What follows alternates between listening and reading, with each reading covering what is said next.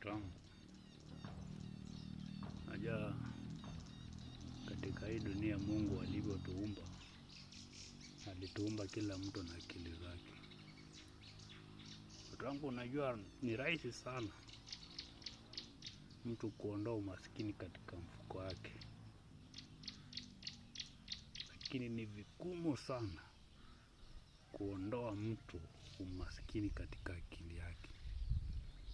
Sababu ni unaweza kuwa uko maskini, hauna pesa, lakini katika akili yako yale mambo yanafikiria ni mambo makubwa. Na kuna ule mtu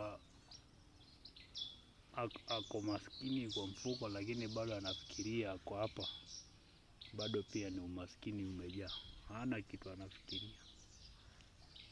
Unaweza beba leo pesa, upewe watu wawili, upewe watu wawili pesa.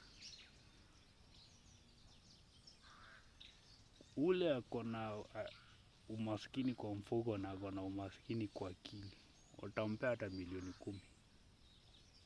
Si already utakuwa umemaliza umaskini kwa katika mfuko, lakini kwa akili zile vitu atafikiria kwa hiyo milioni 10, within 1 year 2 years atakuwa tena amerudi pale pale.